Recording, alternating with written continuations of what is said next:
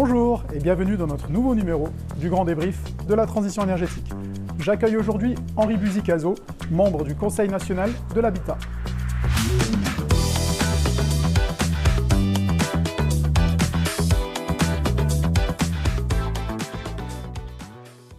Henri Buzicazo, bonjour. Bonjour. Alors, vous avez été invité car vous êtes un acteur majeur de la transition énergétique puisque vous êtes membre du Conseil national de l'habitat, plus familièrement connu sous l'acronyme CNH. Pourriez-vous nous dire votre rôle au sein de ce CNH? Un mot déjà sur le rôle du CNH. C'est une sorte de petit parlement. On y retrouve toutes les parties prenantes du logement, associations de consommateurs, organisations professionnelles, experts à des titres divers, personnalités qualifiées. Et le CNH a deux missions. Il doit être consulté sur tous les projets de texte concernant le logement, que ce soit un projet d'arrêté, un projet de décret ou un projet de loi. Et on reçoit même d'ailleurs des députés ou des sénateurs qui déposent des propositions de loi, voilà, de manière volontaire. Un avis est obligatoire, ça veut dire que ces textes ne peuvent pas être signés, engagés dans les circuits sans que le CNH ait eu un droit de regard et porté un avis consultatif, mais un regard important. Et deuxièmement, on s'auto-saisit de sujets que nous estimons cruciaux. Aujourd'hui, il y a 6 groupes de travail, par exemple, qui sont en train de rendre les uns après les autres leur rapport, structurer la filière des diagnostiqueurs immobiliers, mais aussi relancer l'accession à la propriété, mais aussi territorialiser les politiques du logement, parce qu'il y a un projet de loi qui se prépare. Voilà. Donc, on ne nous demande rien sur certains sujets, alors on s'autosaisit. Alors, mon rôle, je fais partie de ce lot des personnalités qualifiées, comme on dit, c'est-à-dire qu'avec la plus grande liberté, fort de l'expérience que j'ai, presque 35 ans dans ce secteur, eh bien j'interviens dans les débats, je contribue aux avis qui sont portés, aux réflexions qui sont menées avec la plus grande indépendance. Je suis aux côtés notamment d'universitaires, de chercheurs et à côté des institutions que j'ai évoquées tout à l'heure. Justement, qu'est-ce qui vous a motivé à rejoindre ce CNH, étant donné que vous n'êtes pas parlementaire, vous êtes président d'un institut privé? Alors, déjà, j'y ai été nommé. Bon, c'est-à-dire que j'ai été identifié, comme les autres personnalités qualifiées, comme pouvant apporter quelque chose. Le ministre a souhaité que j'y sois, plus exactement d'ailleurs la ministre, puisque c'était Emmanuelle Wargon. Nous sommes en voie de renouvellement. Je crois que je serai renouvelé pour 3 ans. J'apporte mon indépendance de manière très, très évidente. Et puis aussi, c'est vrai, il y a des sujets qu'il faut aujourd'hui mettre en perspective.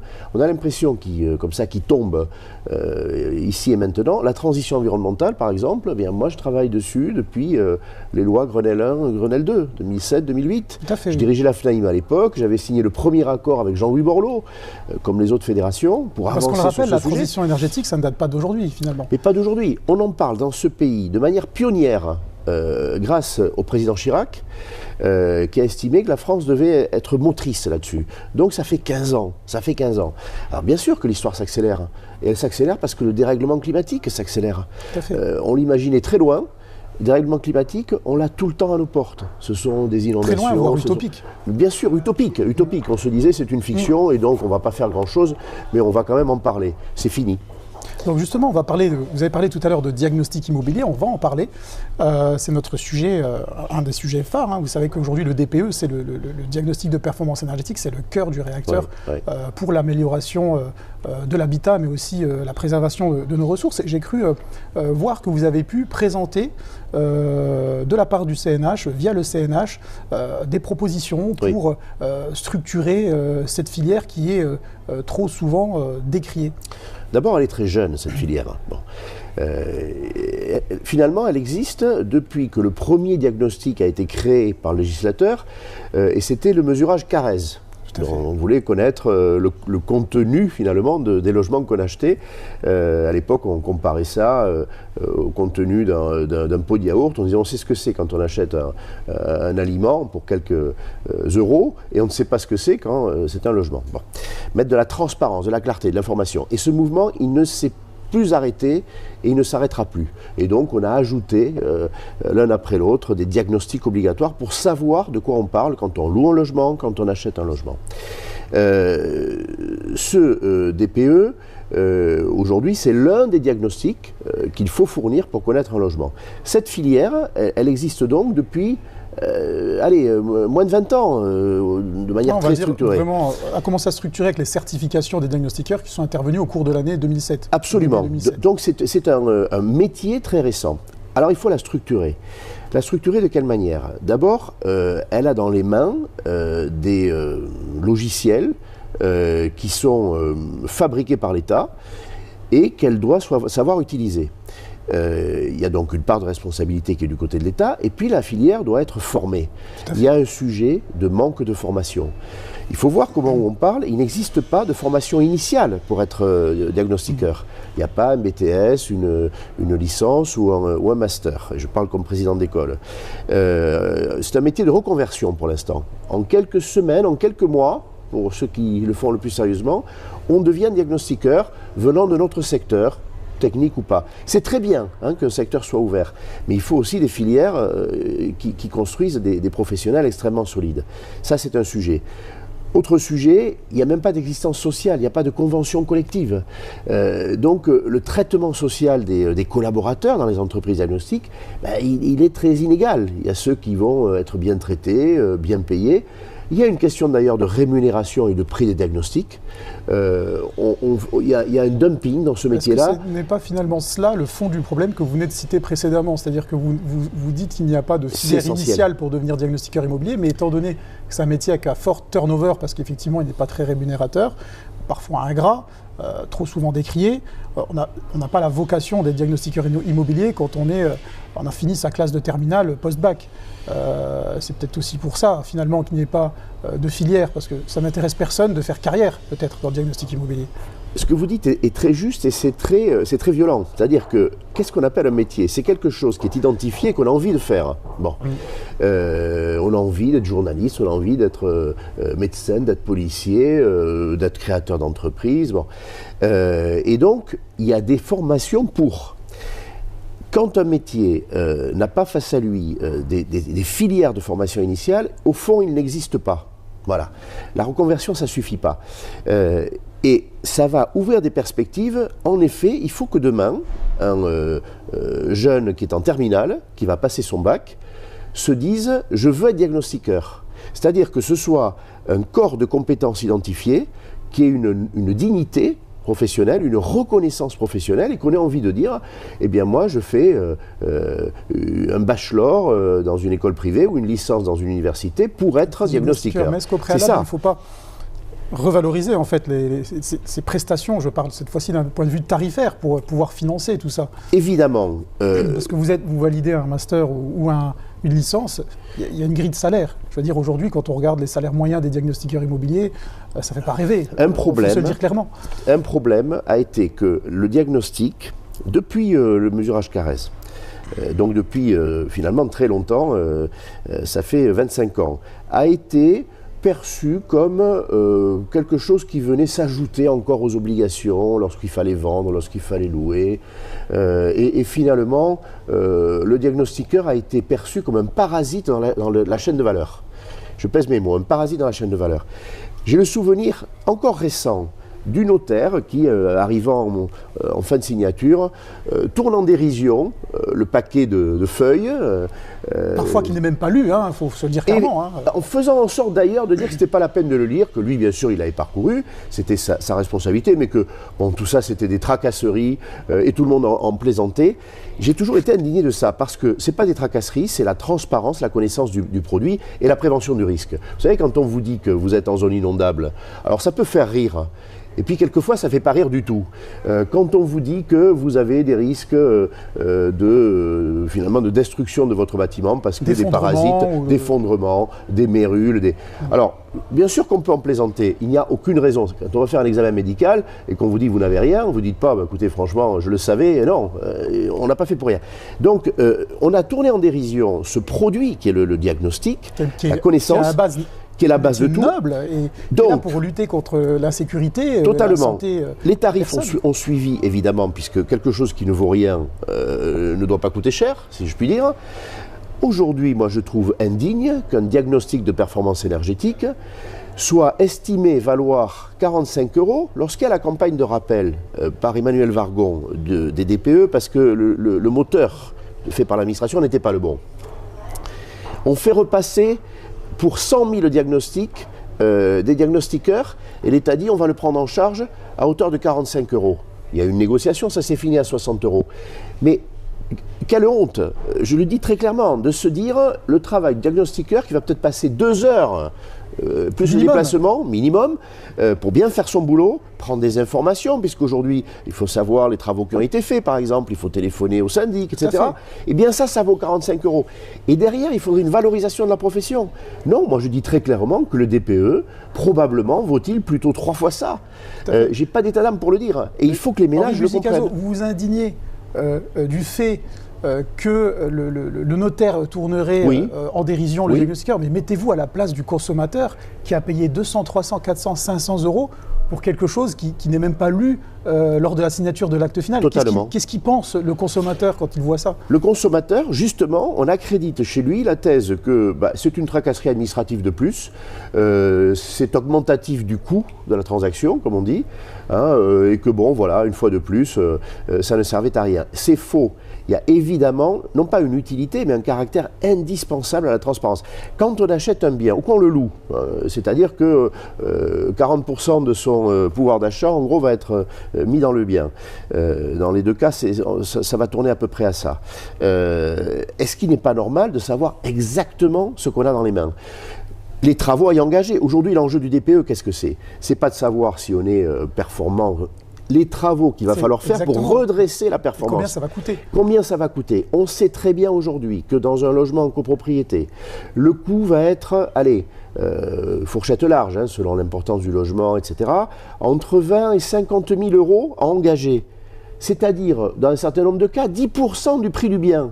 Il faut quand même être au clair avec ça. Exactement. Et le banquier, d'ailleurs, aujourd'hui, il exige d'y voir clair. Il ne va pas vous financer, sachant que derrière, notamment si vous devez louer le logement, vous allez en rajouter, peut-être vous surendetter. Tout à fait. Il exige d'y voir clair. Dépasser les 35% d'endettement. Évidemment. Il va peut-être des fois exiger même un deuxième DPE pour avoir un avis contradictoire. Mais on commence à voir. Les banquiers ne s'intéressaient, ça c'est très intéressant parce que c'est un point clé.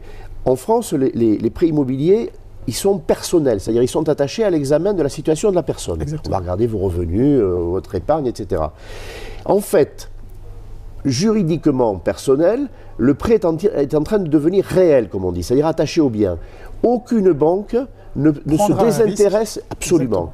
Alors que pendant des dizaines d'années, j'allais dire des centaines d'années, les banques en France n'avaient aucun intérêt pour le bien en se disant, quel que soit le bien, nous ce qu'on veut savoir c'est si la personne continuera à avoir ses revenus. Et là, bien sûr que la nature du bien et l'exigence en travaux vont compter. Mais dans tout ce que vous venez de dire là, est-ce qu'on ne peut pas légitimement pointer l'absence de communication par les pouvoirs publics autour de ce DPE ? Peut-être via des spots publicitaires, des interventions télévisuelles des responsables parlementaires ou ministériels sur ces sujets-là. Est-ce qu'on peut peut-être pas pointer du doigt ce manque de communication? Je vais aller un peu plus loin que vous. Quand le DPE est né en 2006, il avait une valeur informative.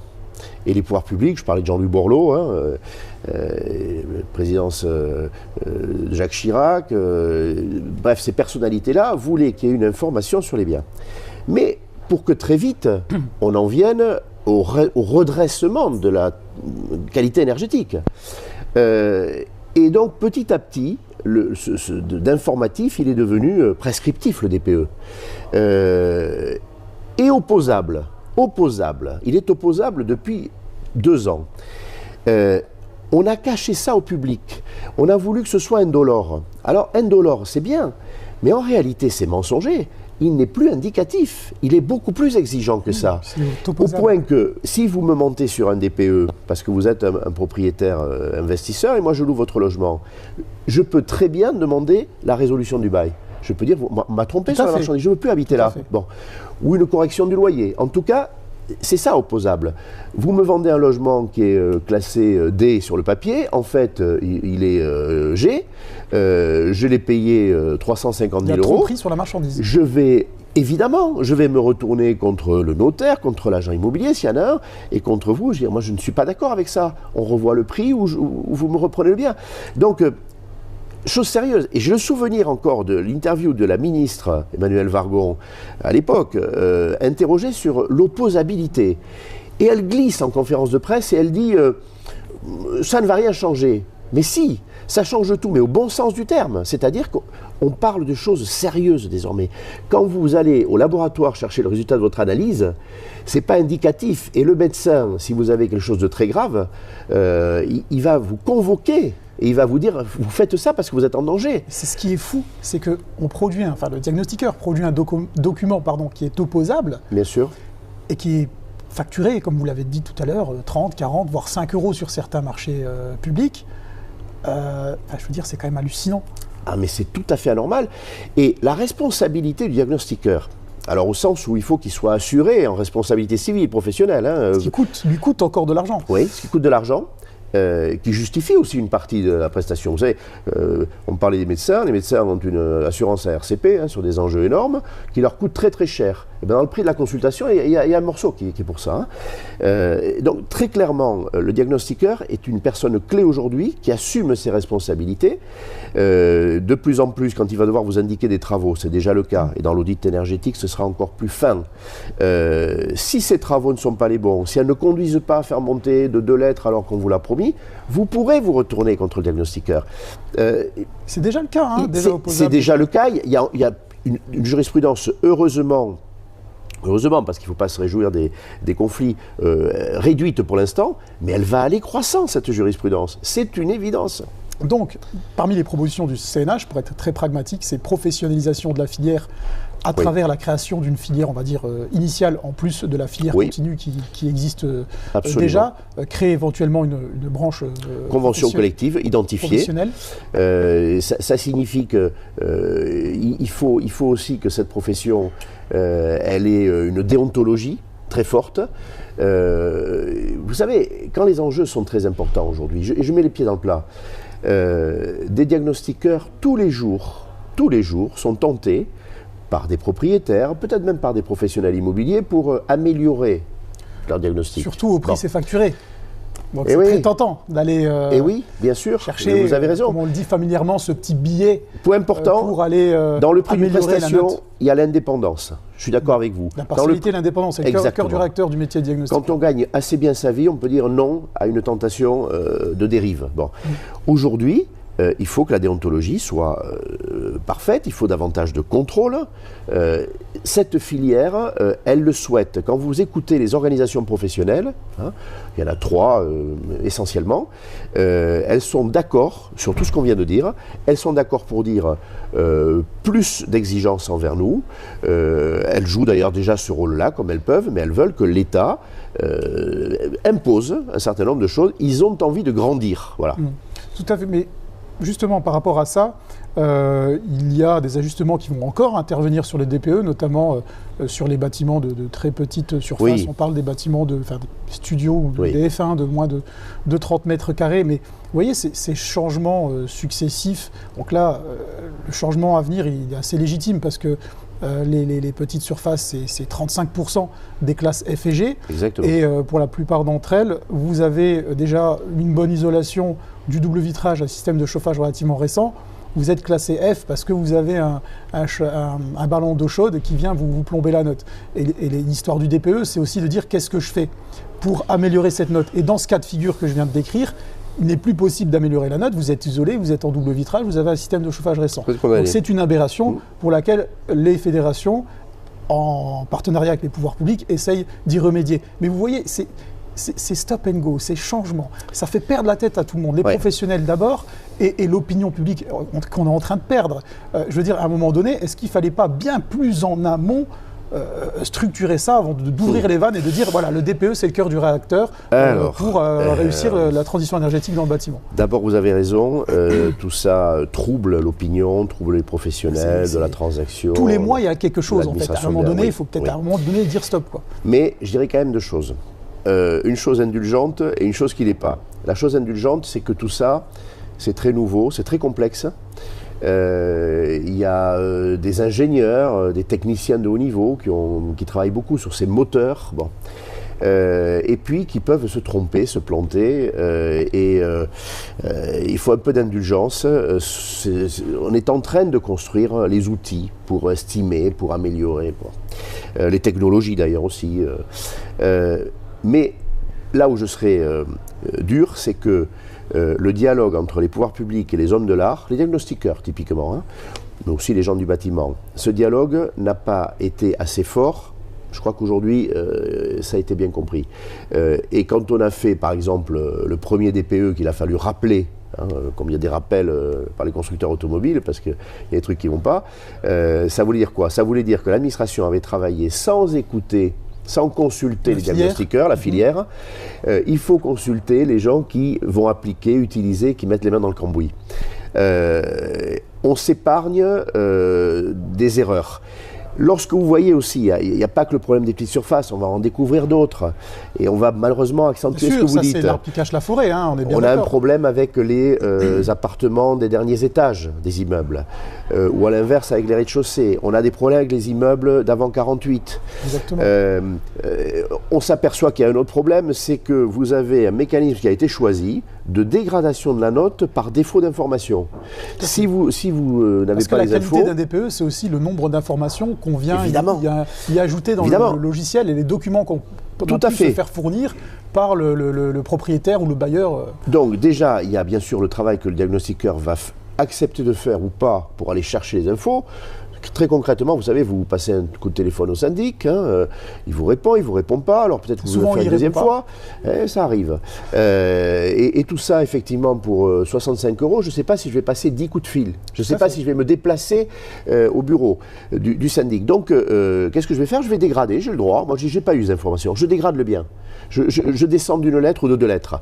Alors ça, c'est un problème. Bon, certains disent qu'il faut en revenir sur les petites surfaces, au DPE, sur facture de consommation, parce qu'au fond, c'était déjà une info. Si on résume ce début d'émission avec tout ce que vous venez de dire, échange très intéressant et très riche, on parle souvent du prix du DPE au final. C'est peut-être ça le fond du problème. Est-ce que vous pensez que c'est possible d'envisager une mise en place de tarifs planchers? Bonne idée, mauvaise idée, et on pourra conclure là-dessus pour le chapitre du diagnostic immobilier. Dans le groupe de travail, on a évoqué ce sujet-là, on a auditionné l'administration, on a auditionné les professionnels. Vous avez aujourd'hui des professionnels qui disent, et je le comprends, c'est votre intuition, hein, votre question en tout cas, est-ce qu'il ne faut pas se protéger avec des tarifs réglementés? Un minimum, parce qu'en dessous, ça ne va pas être de la qualité, ça ne va pas être sérieux. Moi, je pense que si la profession n'arrive pas à s'organiser, à avoir assez de crédit, au sens moral, pour faire monter les tarifs au bon niveau, pas pour les rendre inaccessibles, mais au bon niveau, vu les enjeux, rendez-vous peut-être dans 1 an ou 2, à ce moment-là, le devoir des pouvoirs publics, il y a des professionnels qui sont prêts à l'accepter, ce sera de se protéger contre le dumping et contre la disqualification en quelque sorte des DPE, parce que les enjeux sont trop lourds. On ne peut pas demander à un ménage sur des choses pas sérieuses, sur du vent, d'engager 40 000 € de travaux pour lesquels le ménage va s'endetter 10 ans. On ne peut pas le faire. Voilà, hein, il faut renvoyer les choses à des réalités sérieuses. Et les propriétaires de maisons individuelles, parfois, c'est 80 000 € qu'ils vont devoir engager pour qu'on leur dise, ben, finalement, c'était pas certain. On ne peut pas faire ça. Donc, moi, je dis, mettons à l'épreuve la filière, qu'elle se structure sous le regard des pouvoirs publics, peut-être 2 ans probatoires. Les prix doivent augmenter. Et puis, si ça ne marche pas dans 2 ans, à elle donc de relever ce challenge Absolument. Aujourd'hui, moi, je ne vais pas vous dire que je suis un libéral, je suis pour que les professions soient mises devant leurs responsabilités avec l'aide des pouvoirs publics. Voilà, qu'il y ait cette souplesse. Je n'aime pas les oukases, mais quand il le faut, le devoir de l'État, c'est évidemment d'en arriver là, et on l'a déjà vu dans l'histoire. Alors pour clore ce chapitre du diagnostic immobilier, vous connaissez le concept de l'émission du Grand Débrief, c'est aussi donner la parole aux professionnels. Donc nous avons justement un professionnel qui vous adresse sa question, c'est le moment de notre question pro.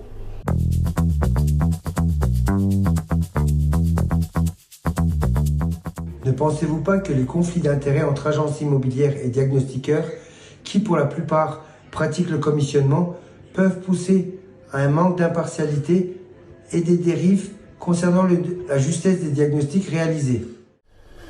Sujet crucial. Je ne souscris pas à la plupart qui fonctionneraient avec le commissionnement. Je ne le souhaite pas, mais je pense qu'il y a une proportion, oui, et trop importante. Cette indépendance diagnostiqueur, elle doit évidemment être au cœur du sujet. Alors ça veut dire être payé suffisamment pour pouvoir être indépendant et dire non à des tentations. Ça veut dire aussi que ceux qui proposent ces solutions-là, agents immobiliers par exemple, ou administrateurs de biens, ben, s'ils sont détectés, doivent être sanctionnés très sévèrement. Parce que ça y est l'enjeu. On parle de la transition environnementale, mais le diagnostiqueur, celui qui va vous dire aussi, par exemple, si il y a du plomb dans vos peintures, le saturnisme. Santé, sécurité. Vous savez ce que c'est l'enjeu? L'enjeu, c'est un enfant qui va lécher un mur, une plainte, et qui va mourir. Voilà. Il faut mesurer le rôle du diagnostiqueur. Cette indépendance, il faut la préserver. Il est hors de question qu'on puisse acheter un diagnostic. Bien sûr que les tentations existent aujourd'hui pour économiser 30 000 € de travaux, mais on ne va pas faire une économie. On va en réalité entrer dans un jeu terrible et qui peut entraîner même sur des questions plus graves, l'amiante, le plomb, la mise en danger d'autrui, d'un locataire, de ses enfants. Il faut être intransigeant là-dessus. Oui, le problème existe. Ne nous cachons pas que le problème existe. J'espère que ce n'est pas la majorité des diagnostiqueurs qui cèdent à ça. Mais certains l'avouent, masqués, et ça renvoie à une question financière. Est-ce que ça ne rentrerait pas dans le cadre d'un durcissement des professions immobilières, d'un encadrement plus drastique des professions immobilières? Les donneurs d'ordre, si je puis dire, ça va être les professions de la transaction ou de la gestion, qui ont partie liée avec les diagnostiqueurs. Aujourd'hui, il y a une réglementation qui est la loi Hoguet, la loi de janvier 70, qui ne cesse d'être renforcée. Je pense aujourd'hui que, notamment, un texte qu'on attend depuis 10 ans, qui est la création d'une commission de discipline, il faut absolument que ce texte intervienne. Oui, il faut un renforcement du contrôle de l'éthique, de la déontologie, des prestations des administrateurs de biens et des agents immobiliers. C'est le début du problème. Et en face, il faut que les diagnostiqueurs eux-mêmes aient cette rigueur éthique, déontologique pour dire non. Voilà. Parce qu'il n'y a pas de transaction avec la morale professionnelle. Donc, même si on dit qu'il y a des raisons d'argent, quand il faut dire non, il faut dire non. Donc on l'aura compris, gros challenge pour cette filière, cette profession qui est le diagnostic immobilier à venir. Challenge passionnant, construction d'une profession qui aujourd'hui est devenue essentielle. Voilà. Tout à fait. Alors on va parler maintenant du marché de l'immobilier proprement dit. Il y a un mot qui fait peur, enfin du moins dans l'opinion publique, un mot qui a été lâché, tel une bombe justement, c'est le mot bombe sociale. Ça a été lâché sur les réseaux sociaux, sur des grandes chaînes de télévision. Qu'appelez-vous bombe sociale? Quels sont les signes qui montrent que nous couvons une bombe sociale? Déjà, moi je revendique l'expression. Il y en a aujourd'hui qui prennent leur distance, qui disent oh là, c'est des grands mots, mais je vais vous définir la bombe sociale. Globalement aujourd'hui, il y a 40% des ménages qui ne trouvent pas de réponse en matière de logement, que ce soit une location, que ce soit l'acquisition d'un logement ancien ou d'un logement neuf, 40%. Bon. Voilà, et les chiffres d'effondrement des ventes, des locations en attestent. Alors, un pays dans lequel une petite moitié des ménages ne trouvent pas de réponse à des événements de la vie, il y en a 5 pour lesquels on change de logement, c'est naissance, décès, un couple qui se forme ou qui se sépare et la mobilité professionnelle. Quand vous n'avez pas de réponse, c'est d'une violence extrême. Et à la clé de tout ça, il y a des risques de troubles sociaux. Il faut être très très clair là-dessus. Je ne veux pas qu'on ait des discours de riches. Vous voyez, on se parle aujourd'hui, voilà, on est bien installé. Moi j'ai un logement, j'espère que c'est votre cas. Au même moment, il y a des ménages, des familles, des individus qui sont en désarroi. Un étudiant qui n'arrive pas à se loger. Quand vous voyez qu'à Lyon, 80% des places de camping au moment où on parle, nous sommes en décembre, sont occupées par des étudiants qui n'ont pas trouvé de logement. c'est un souci. 1 an pour trouver un studio à Paris Il faut 1 an pour trouver un studio à Paris. Vous avez des files d'attente de plusieurs années pour trouver un logement HLM en région Île-de-France. Nous y sommes doublement des demandeurs HLM, 800 000, il y en avait 400 000. Bon, je veux dire, si ça, c'est pas une bombe sociale, je ne sais pas ce que c'est. Voilà. Mais paradoxalement, on a les mises en chantier qui sont en train de souffrir, de sombrer d'une manière, on va dire, sans précédent. Ouais. Et est-ce que la réglementation environnementale 2020 ne porterait pas une responsabilité comme l'a été la réglementation thermique 2012, qui a été mise en application au 1er janvier 2013, qui a juste après fait frein aux mises en chantier? Alors, je ne partage pas votre avis, mais ce qui sous-tend votre question est juste la question des normes, des obligations techniques, technologiques qui n'ont cessé de s'ajouter depuis 30 ans. C'est venu enchérir le coût des logements et le décrocher du pouvoir d'achat des ménages. Alors, cette norme RE 2020, elle est nécessaire. Je dis juste, il faut s'arrêter là maintenant. Il faut une pause normative. On fabrique des logements qui sont rappelons-le, remarquables. Est très ambitieuse déjà. Très ambitieux, et par rapport à d'autres pays, très ambitieux. Donc, une pause. Vous savez que sur un promoteur qui construit, pèse, au moment où on parle, 6000 normes. 6000 normes, dont la RE 2020. Ces 6000, probablement, on pourrait les ramener à la moitié. Il y a des normes qui s'empilent, qui se contredisent. Et on ferait baisser le coût de production du logement et le prix final probablement de 10%, de 10 à 15%. Alors voilà, c'est un sujet. La question des normes est un sujet. Il y a eu le sujet de l'inflation des matériaux depuis maintenant 2 ans, qui est venu encore en rajouter. Et effectivement, on a un problème aujourd'hui de grippage de la machine à fabriquer des logements. Oui. D'après ce que vous venez de dire, donc les réglementations thermiques ou environnementales ne seraient pas des freins, en fait. Ça ne viendrait pas faire, entre guillemets, couler le marché de la construction, mais viendrait faire ressortir à la surface des problèmes qui étaient déjà c'est tout à fait ça. Depuis tant d'années. C'est une goutte d'eau qui fait déborder un vase, mais qui était déjà plein, quoi. Hein. Voilà. Ce n'est pas cette norme, moi, que je montrerai du doigt. C'est beaucoup d'autres qu'il faut simplifier. Alors, typiquement, il y en a une qu'on est arrivé à simplifier il y a quelques années. Ça a pris 20 ans. C'est la norme personne à mobilité réduite, handicapée. Le fait du handicap doit être évidemment pris en considération. Mais quand on vous dit qu'il faut que tous les logements fabriqués soient accessibles à des personnes à mobilité réduite, on sait que la proportion de la population PMR, heureusement, n'est pas de 100%. Tout à fait. Elle est élevée, elle flirte avec les 20%. Et donc, on a dit qu'il faut une norme telle qu'il faut de l'ordre de 20% de logements dans un immeuble qui soit accessible. Voilà, du pragmatisme, il faut en remettre d'urgence, et aussi d'ailleurs dans les procédures d'instruction des permis de construire, de délivrance des permis de construire, les risques attachés au recours. Aujourd'hui, vous avez des promoteurs qui mettent 4 ans avant de pouvoir lancer un chantier parce qu'il y a des recours infondés, parce que voilà, on veut obtenir de l'argent de la part du promoteur. Il faut serrer les boulons là-dessus. On n'a plus les moyens de ne pas produire de logements. On va finir cette année 2023 avec une production de logements qui est probablement en dessous de 300 000, alors qu'il faudrait 450 à 500 000 logements très largement produits. en dessous. Voilà. Alors, pour conclure ce sujet très important de bombe sociale, des solutions de la part des pouvoirs publics, une prise de conscience déjà?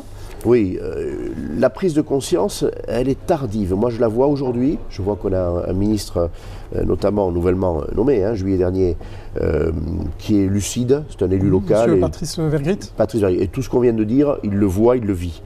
Au sommet de l'État, au-dessus de lui, ça n'était pas le cas. Et ça n'est toujours pas vraiment le cas. La gravité de ce qui se passe, vous voyez le chiffre que je vous donne, moins de 300 000, il faudrait 500 000. Je crois que Elisabeth Borne ou Emmanuel Macron ne le pensent pas. Et pourtant, les chiffres sont là. Il y a des besoins, on n'y répond pas. Les 40% de ménages qui n'ont pas de solution, je crois que le président Macron ne le voit pas. Voilà. Eh bien, ça, c'est terrible. On a un avocat, désormais, mais ça fait pas très longtemps, au gouvernement, qui est Patrice Vergrit. Alors, il a remporté quelques succès. Un prêt à taux zéro qui a été élargi, qui est un gros booster pour construire, pour les primo-accédants. Mais ça ne va toujours pas quand on me dit la maison individuelle, elle est exclue, c'est tout à fait anormal. Bon, il faudrait la remettre dans le prêt à taux zéro avec des exigences de sobriété foncière, par exemple. Mais il ne faut pas tuer la maison individuelle, les Français l'aiment. Ça, Patrice Vergrit ne l'a pas obtenu encore. L'assouplissement des crédits pour que les ménages, dans ce régime d'inflation aujourd'hui, puissent continuer à acheter. On a des décisions qui ont été prises il y a quelques heures. Elles sont très insuffisantes. Bon, je sais que le ministre du Logement lui-même, il l'a dit au congrès de la FNAIM avant-hier, aimerait qu'on fasse mieux.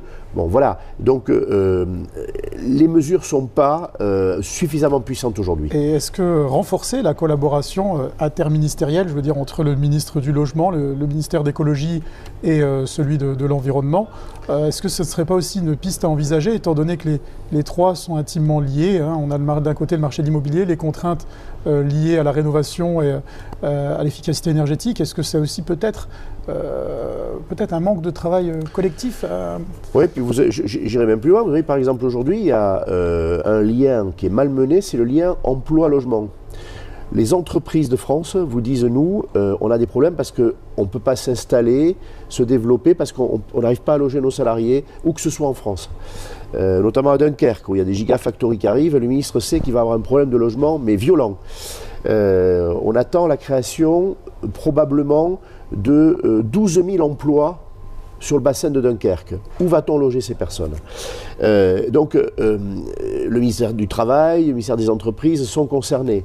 Le logement est au cœur de l'essentiel des problématiques. L'interministériel ne fonctionne pas bien, je suis d'accord avec vous.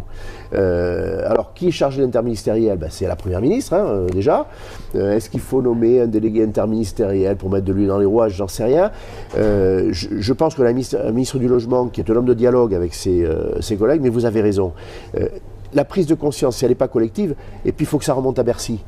Quand vous voyez que 1 euro investi dans le logement rapporte à l'État 3 euros, en gros c'est ce rapport-là, hein, on a un budget du logement de 37 milliards d'euros, et le rapport pour la collectivité il est de 92 milliards d'euros. Bon, c'est pas tout à fait 1 à 3.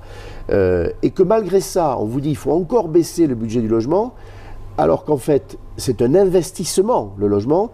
Vous vous dites, à Bercy, il y a une compréhension qui n'est pas établie, et jusqu'à l'Élysée. Voilà. Donc, oui, moi aujourd'hui, comme beaucoup d'observateurs, je ne suis pas satisfait du regard que le pouvoir exécutif porte sur ce dossier-là. C'est du moins le ressenti de beaucoup oui. d'observateurs. Oui. Pour clore ce sujet, une fois de plus, un professionnel a décidé de vous poser une question, un professionnel cette fois du secteur de l'immobilier et du notariat. C'est le moment de notre question pro.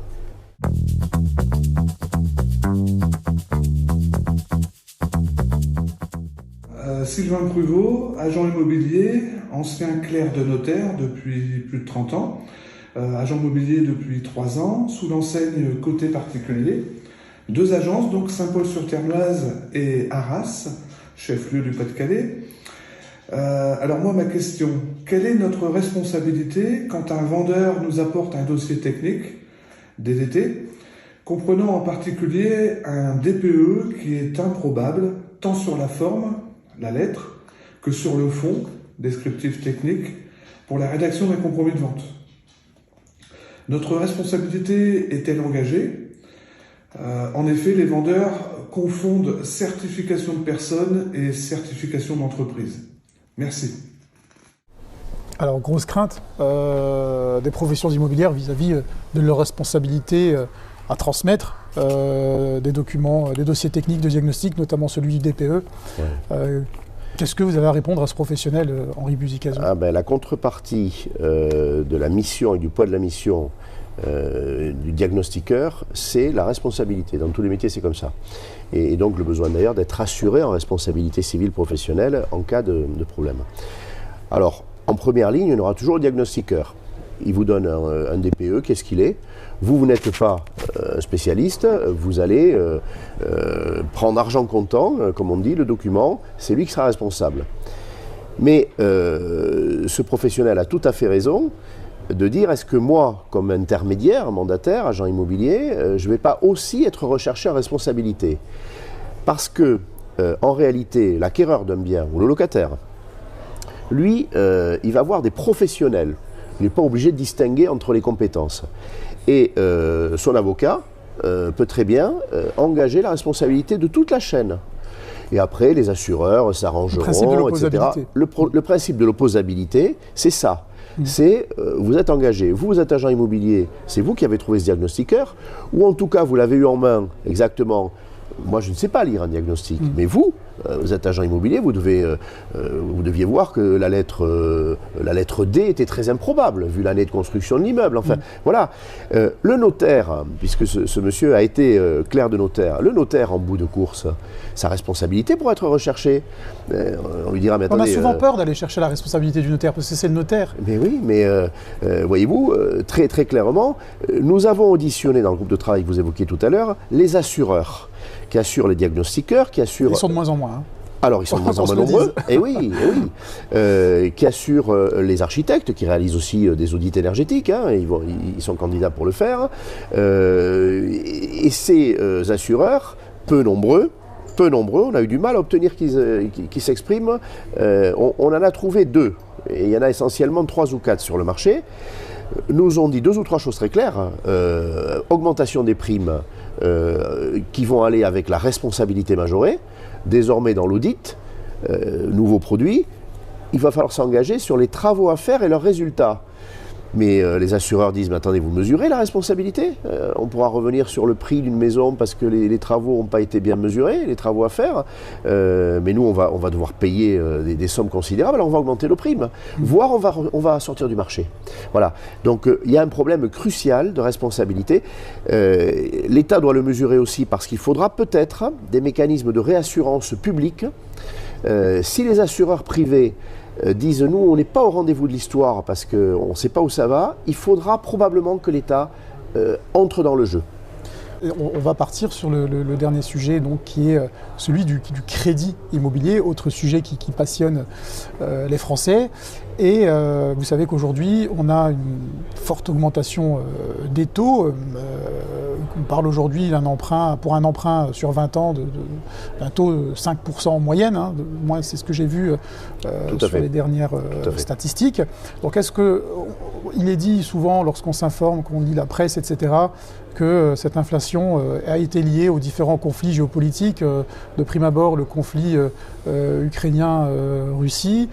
Secondo, le conflit israélo-palestinien. Mais est-ce qu'on peut uniquement pointer du doigt ces conflits géopolitiques comme responsables de la hausse des taux, ou il y a bien autre chose Non, il y a quelque chose qu'on n'a pas vu venir, et les économistes ne nous ont pas beaucoup avisés, je trouve.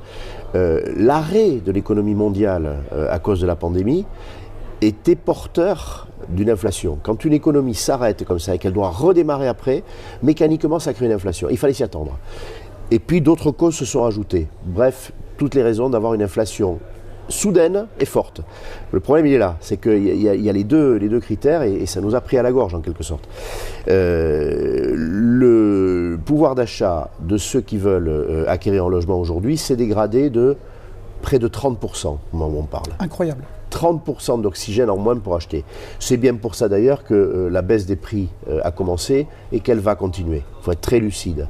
Si les prix ne redonnent pas une partie de cet oxygène perdu, eh bien, le marché ne va pas se relancer en termes de volume de vente.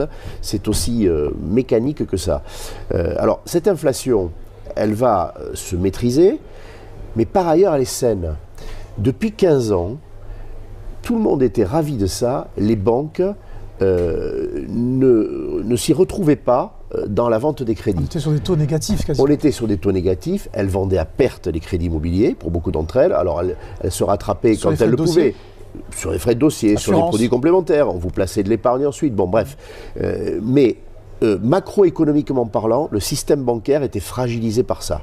Donc l'inflation, elle a entraîné la hausse des taux. Il faut s'attendre à des taux qui ne vont pas revenir à ce qu'on a connu, et tant mieux. Tant mieux. Et les banques vont se décontracter probablement dès 2024 avec des taux qui seront peut-être stabilisés autour de 4,5. On dit qu'on est en train de plafonner. Alors 4,5, c'est beaucoup plus que ce qu'on a connu, mais les salaires sans doute auront continué à augmenter.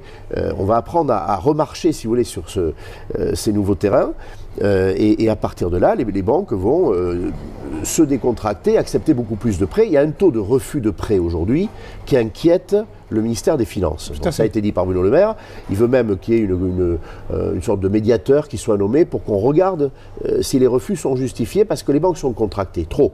Il faut qu'elles en reviennent à se dire, bon là on gagne notre vie maintenant, on va continuer à examiner le risque évidemment pour le maîtriser et ne pas mettre des ménages en mauvaise situation, mais on va reprêter. Les vannes doivent se rouvrir. Mais comment baisser les prix lorsqu'on voit beaucoup de biens sur le marché pour lequel le propriétaire a acheté en 2019, en 2020, en 2022, 2023, sachant qu'il faut amortir les frais qu'on appelle les droits de mutation, voilà, les frais de notaire entre guillemets.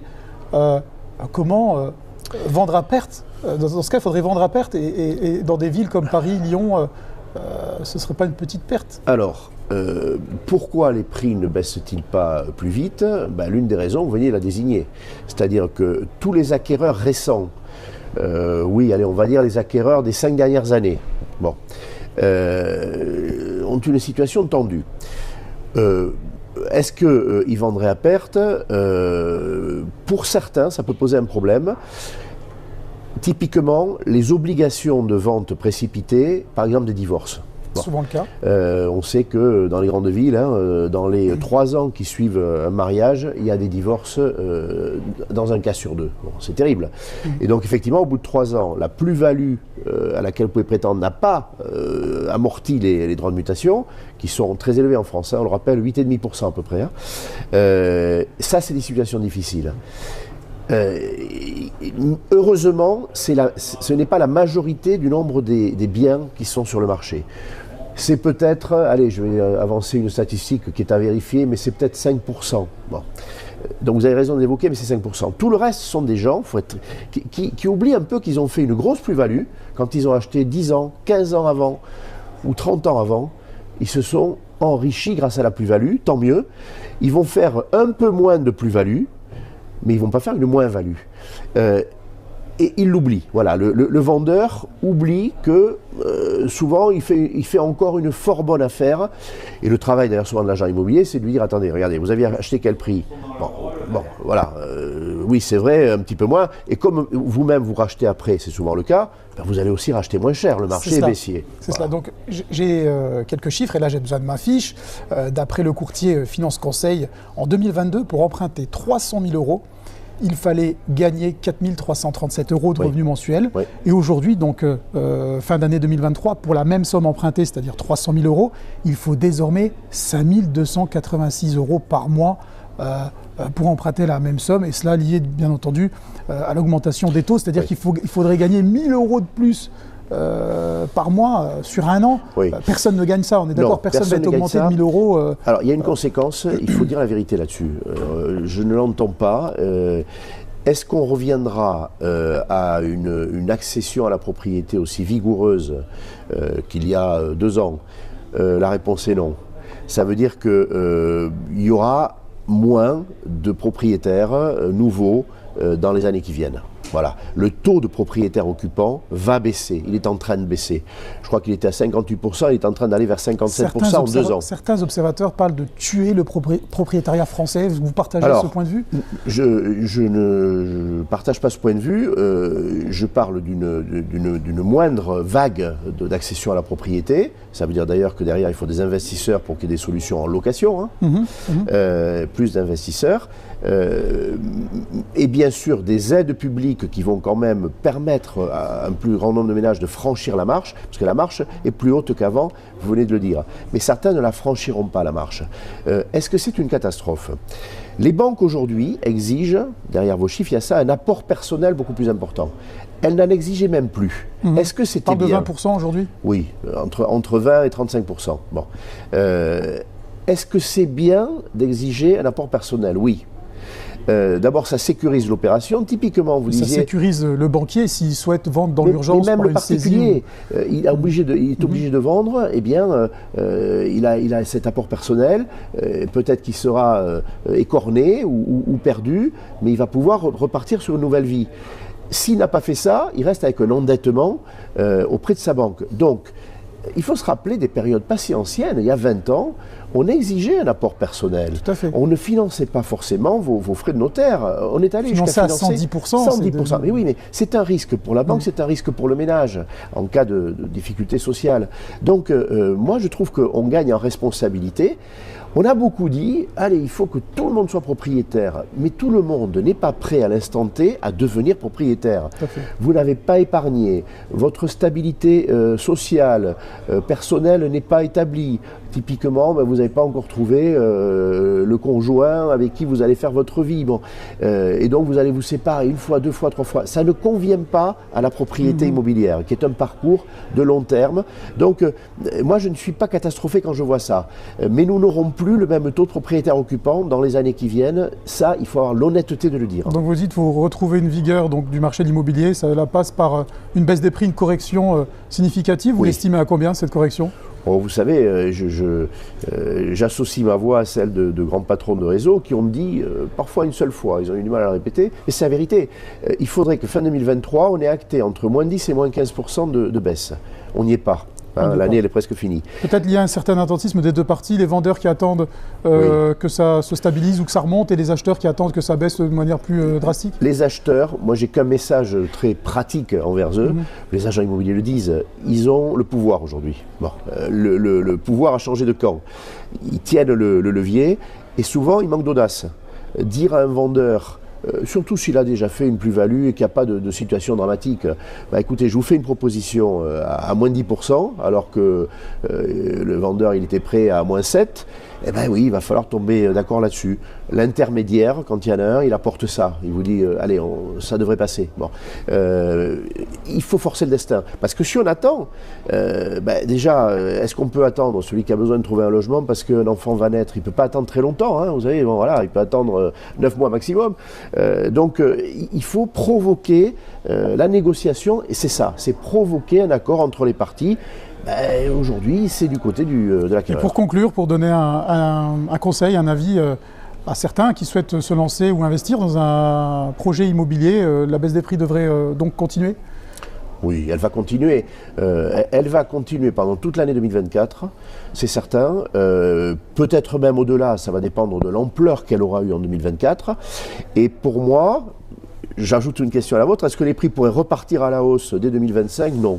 Je pense qu'on est dans une période, on va aller vers un palier après la baisse, et donc des logements dont le prix sera enfin plus abordable par rapport aux revenus des ménages. Donc on va retenir qu'une correction sera méritée, en fait, du moins pour assainir le marché. Oui, c'est clair. Henri Buzicazo, merci. Quant à nous, je vous propose de nous retrouver pour notre prochain numéro du Grand Débrief de la transition énergétique.